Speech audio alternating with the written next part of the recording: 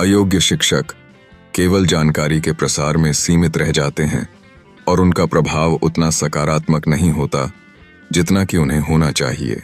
परिणाम स्वरूप विद्यार्थियों में उत्साह और जिज्ञासा की कमी होती है।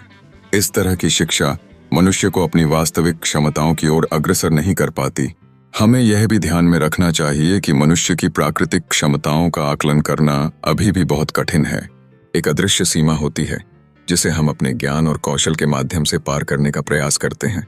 यदि हम किसी उच्च प्रकृति के प्राणी को शिक्षा देने का अवसर प्राप्त करें तो शायद हमें मनुष्य की वास्तविक क्षमता की एक झलक मिल सके। यह शिक्षा की संभावनाओं को उजागर करती है जो सामान्यतः हमारे दृष्टिकोण से परे होती हैं। केवल जानकारी का संचय नहीं बल्कि व्यक्ति की संपूर्णता का निर्माण आवश्यक है। यह मानवता की प्रगति के लिए एक महत्वपूर्ण कुंजी है।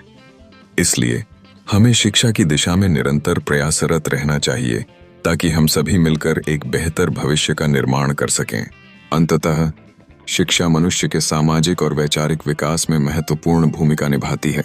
यदि हम एक बेहतर समाज की स्थापना करना चाहते हैं तो हमें शिक्षा के महत्व को समझना चाहिए। हमें उन शिक्षाओं का अनुसरण करना चाहिए जो हमें केवल ज्ञान ही नहीं बल्कि मानवता, सहानुभूति और सामाजिक जिम्मेदारी का भी पाठ पढ़ाती हैं। इस तरह शिक्षा केवल एक प्रक्रिया नहीं बल्कि संस्कृति का संवर्धन है जो मानवता को उत्कृष्टता की ओर ले जाती है।